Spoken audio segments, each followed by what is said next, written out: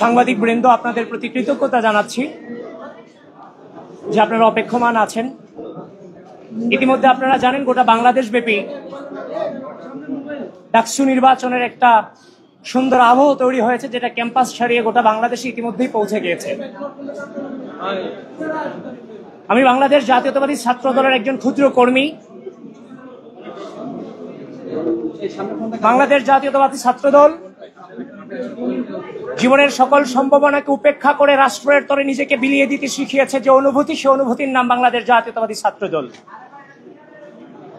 সেই ছাত্র দলকে ধারণ করে ক্যাম্পাসে ভর্তি হয়েছে 2016 সাল থেকে এখনো পর্যন্ত সকল প্রকার প্রতিকূল পরিস্থিতিকে উপেক্ষা করে অতিক্রম করে আজকের এই জায়গাতে আমরা দাঁড়িয়েছি। আমি শুরুতেই স্মরণ করছি 24-এর গণ অভ্যুত্থানের সকল বীর শহীদদের, কারণ তাদের রক্ত এবং যারা আহত হয়েছে তাদেরকেও স্মরণ করছি। তাদের এই পঙ্গুত্ব বরণের মধ্য দিয়ে আজকে এই সুন্দর পরিবেশ তৈরি হয়েছে। তো আমি ঢাকা বিশ্ববিদ্যালয়ের শিক্ষার্থী হিসেবে ডাকসু নির্বাচনের যে মনোনয়ন ফর্ম বিশ্ববিদ্যালয় প্রশাসন ছেড়েছে, আজকে সেটার শেষ দিন। আমি আমার মনোনয়নপত্র গ্রহণ করেছি। আমার সংগঠনের নির্দেশ অনুযায়ী একজন কর্মী হিসেবে আমি আমার মনোনয়নপত্র নিয়েছি। এখনো পর্যন্ত বাংলাদেশ জাতীয়তাবাদী ছাত্র দলের প্যানেল প্রকাশিত হয়নি, নির্ধারিত হয়নি। বাংলাদেশ জাতীয়তাবাদী ছাত্র দলের কেন্দ্রীয় নেতৃবৃন্দ এবং বাংলাদেশ জাতীয়তাবাদী ছাত্র দলের সাংগঠনিক অভিভাবক জনাব তারেক রহমানের নির্দেশেই খুব দ্রুতই হয়তো আপনারা সে প্যানেল দেখতে পারবেন। সে পর্যন্ত সকলকে অপেক্ষায় থাকার আহ্বান জানিয়ে এবং আপনাদের সকলের দোয়া চেয়ে আমি এটুকুই এখানেই শেষ করছি।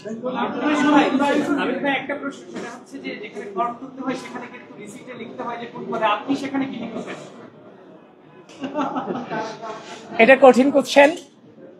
এখন কথা হচ্ছে যে আমি আমার সংগঠনের ক্ষুদ্র কর্মী হিসেবে জাতির এই ক্রোশাল মোমেন্টকে আমরা লিড করেছি। আমরা এই সময়টাতে এই জেনারেশনে যারা ছাত্র রাজনীতি করেছি, রাষ্ট্রের ক্রোশাল মোমেন্টকে লিড করেছি। ডাকসু কোনো শুধুমাত্র ঢাকা বিশ্ববিদ্যালয়ের ম্যাটার নয়, ডাকসু নির্বাচন গোটা বাংলাদেশের ম্যাটার। সুতরাং এই ক্রোশাল মুভমেন্টকে লিড করার জন্য আমরা এগিয়ে এসেছি, ফর্ম তুলেছি। আমার সংগঠন আমাকে যে জায়গায় দিবে আমি সেই জায়গায় সংগঠনকে লিড করব। সুতরাং আপাতত বলতে পারছি না আমি কোন পদে লড়াই করব। সেটা অবশ্যই আনুষ্ঠানিক সংবাদ সম্মেলনের মধ্যে দিয়ে আপনারা জানতে পারবেন। সেটা নিয়ে এখন না বলাটা ভালো হয় আর কি। আমি আপাতত কোনো কিছু লিখেছি। আচ্ছা, এর বাইরে আর কোনো কোশ্চেন আছে কিনা? এর বাইরে কোনো কোশ্চেন আছে কিনা?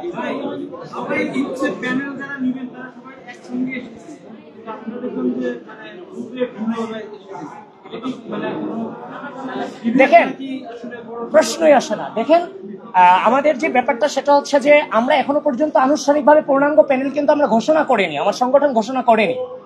আমার সংগঠন নির্দেশনা দিয়ে দিচ্ছে প্রত্যেকের মতো করে আপনারা যারা নির্বাচন করতে চান আপনারা ফর্ম তোলেন। আপনারা ফর্ম তোলার পরে সে অনুযায়ী আমরা মনোনয়ন প্রদান করব। সুতরাং এখানে তো বিভক্তির তো প্রশ্নই আসে না। এটা অবান্তর কোশ্চেন।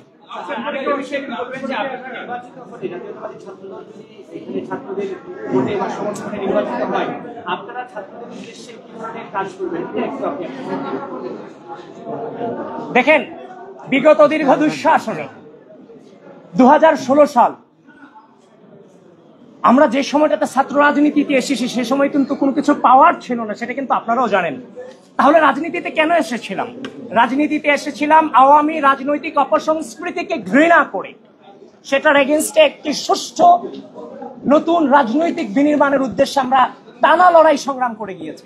ঢাকা বিশ্ববিদ্যালয়ে একটা স্টুডেন্ট ভর্তি হওয়ার পরে একদিকে ঢাকা বিশ্ববিদ্যালয়, আরেকদিকে সোহরাওয়ার্দী উদ্যান, সবচেয়ে ভালো জায়গা এবং সবচেয়ে খারাপ জায়গা।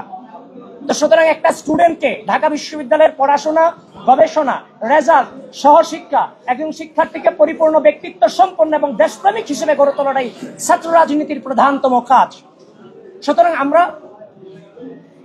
ঢাকা বিশ্ববিদ্যালয়ের শিক্ষার্থীদেরকে প্রপারলি মানব সম্পদে গড়ে তোলার জন্য যা যা প্রয়োজন নতুন বাংলাদেশের নতুন রাজনৈতিক সংস্কৃতিতে সেটা নিয়ে আসার জন্য সর্বাত্মক চেষ্টা থাকবে।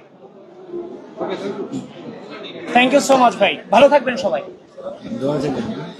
দোয়া চাই। আসসালামু আলাইকুম।